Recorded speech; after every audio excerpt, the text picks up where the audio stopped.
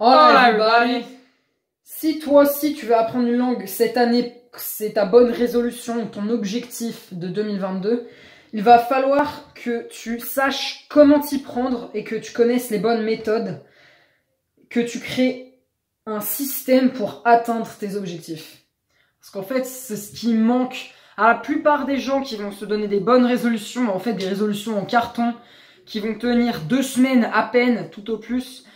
Et d'ailleurs, les statistiques montrent que 88% des gens qui tiennent des bonnes résolutions n'arrivent pas, enfin qui avaient des bonnes résolutions n'arrivent pas à les tenir toute l'année. Et il s'agit donc d'avoir quelque chose de plus dur de plus solide que des bonnes résolutions. Si vous ne voulez pas faire partie des 12% qui abandonnent leurs bonnes résolutions après 2 semaines, mais des 88% qui abandonnent, mais vous voulez faire partie des 12% qui tiennent sur le long terme, il faut absolument que vous ayez un système. Alors, qu'est-ce que j'entends par système? Un système, c'est comme son nom l'indique, c'est vraiment, c'est un peu chaud à expliquer.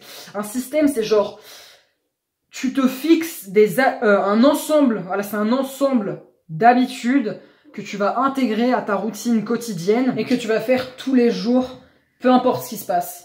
Et donc, quand tu vas apprendre une langue, il ne s'agit pas de dire aujourd'hui j'ai envie de lire, alors je vais lire 10 minutes. Et le lendemain, non, aujourd'hui je suis fatiguée, donc je vais rien faire. Et le jour d'après, bon allez, je vais peut-être essayer de faire des exercices de grammaire pendant 10 minutes, voilà, j'ai un peu de temps. Et après, pendant une semaine, partir en vacances, et alors là, non, j'ai plus le temps, donc je fais plus rien parce que j'ai plus la motivation. Donc non, ça, si on fait comme ça, c'est sûr que vous allez abandonner, c'est 100% sûr. Ça ne tiendra jamais sur le long terme. Donc ce qu'il faut faire, c'est qu'il faut se donner une liste d'habitudes, ou alors se donner le choix, mais d'être sûr que chaque jour, on a fait quelque chose. Et donc pour cela, il faut se fixer un minimum. Il faut se fixer un minimum pour chaque habitude mise en place ça peut être dans n'importe quel domaine, mais ici ça va être dans l'apprentissage de langue. Pour chaque habitude, le minimum c'est vraiment, c'est juste, se fixer une barre. C'est un seuil de temps à passer à un exercice ou à une méthode d'apprentissage de langue, de temps à passer ou alors de choses, de tâches accomplies. Par exemple, un exercice minimum au lieu de 5 minutes à faire des exercices minimum. C'est vraiment ce qui va permettre de commencer petit et d'avoir un seuil, une portion, un moment d'apprentissage assez petit pour qu'il soit faisable tous les jours et que ce soit réaliste et réalisable et vraiment faisable sur la longue durée. Donc voilà, le premier conseil, c'est d'avoir un système. Donc d'avoir choisi, je choisis entre ces 4 habitudes que je peux travailler chaque jour. Soit je regarde Netflix, des séries en VO sous-titrées anglais ou espagnol ou la langue que vous apprenez. Donc soit je peux faire ça, soit je peux lire un bouquin si on a déjà un bon niveau et qu'on est intéressé dans la lecture. Soit je vais apprendre du vocabulaire par exemple, comme avec l'application Drops qu'on a d'ailleurs parlé dans une vidéo précédente et qu'on vous recommande d'aller voir. Donc soit du vocabulaire, voir des séries, lire, ou encore mieux de pratiquer, de parler la langue avec soit un locuteur natif, mais ce n'est pas nécessaire. Vous pouvez très bien parler soit avec quelqu'un de famille, quelqu'un qui a un ami intéressé dans l'apprentissage de langue. Vous pouvez parler à des non-natifs tant que vous pratiquez. Et même seul, c'est même possible. Si vraiment vous n'avez personne autour de vous et vous voulez pas...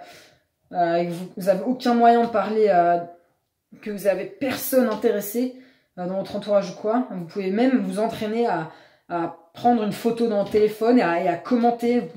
Pendant 5 minutes, vous devez expliquer pourquoi vous avez pris cette photo. Et juste même en pratiquant tout seul, vous pouvez progresser dans la langue quasiment aussi vite que si vous pratiquez avec quelqu'un. Donc là, je ferme la parenthèse, je me suis un peu perdue dans les détails. Et donc voilà, donc c'est un système. Et après, tous les jours, tu te dis, je dois faire au moins 10 minutes de l'une de ces activités. Donc soit je fais au moins 10 minutes de vocabulaire, 10 minutes de Netflix, 10 minutes de lecture. Et même plutôt 5 minutes, parce que même 10 minutes, ça paraît pas beaucoup comme ça. Mais quand on commence 5 minutes, c'est même mieux, parce que c'est vraiment sûr de le tenir. Alors que si un jour on est malade, fatigué, on n'a pas le temps, 10 minutes, ça peut être plus compliqué. 5 minutes, Clairement, c'est vraiment, vous n'avez pas le choix, aucune excuse, vous pouvez faire 5 minutes de langue. Et donc c'est très long de commencer avec 5 minutes par jour. Ouais, ça peut être en effet un bon minimum. Voire, il n'y a pas de réel minimum, hein. Tout est possible en termes de minimum, car ça te donne une routine à suivre et ça t'enclenche dans le cerveau tout ce pattern, ce schéma, enfin ça enclenche l'habitude dans le cerveau et ça fait toute la différence en fait. Donc ça peut même commencer avec 1 minute à la rigueur si c'est vraiment un exercice difficile. Par exemple, rédiger un texte et que ça peut être difficile à faire des fois, bah 1 minute, ça peut être même un minimum pour les jours où il n'y a pas le temps, pas la motivation. Voilà, donc le premier conseil, le système. Deuxièmement, faut commencer petit, c'est vraiment... Enfin, si on commence grand, on est presque sûr d'abandonner. Donc commencer petit. Et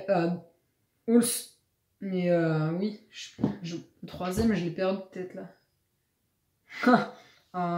Oui, faut que vous vous fixiez les objectifs à l'écrit. C'est-à-dire que vous voulez pas juste vous dire cette année j'aurai progressé en espagnol ou j'apprends l'espagnol. Faut vraiment que votre objectif, ok, vous le formuliez, mais il faut vraiment s'engager, voilà. S'engager, donc, et le plus puissant, c'est de s'engager par écrit.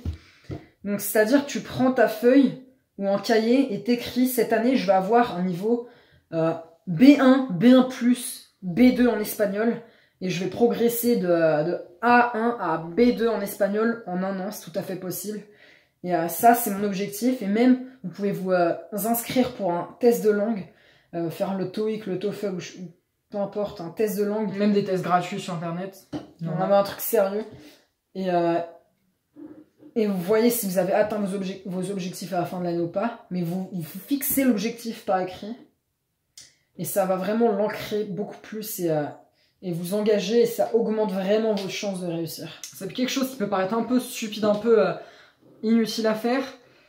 Mais c'est aussi pour cette raison que la plupart des gens commettent l'erreur de ne pas écrire leurs objectifs. De ne pas écrire leurs objectifs sur papier, de ne pas les matérialiser et donc ne pas s'engager. Et donc ils ont moins de douleur, entre guillemets, c'est moins difficile pour eux d'abandonner leur résolution et donc ils vont moins passer à l'action.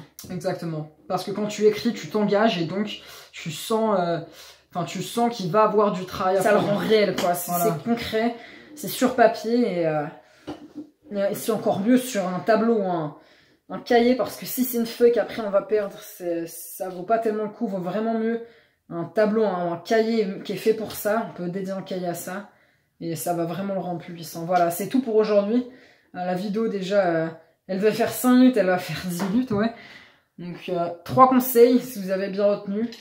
Le système, vous devez commencer petit et fixer des objectifs précis. Et à l'écrit, précisez, écrivez vos objectifs. Ok, c'est tout pour cette vidéo. Nous, on se revoit normalement la semaine prochaine. On fait des vidéos toutes les semaines. Dimanche prochain. Ouais, voilà. Sur ce, commencez ou continuez d'apprendre des langues. Et on se voit la prochaine. Allez, ciao. Ciao.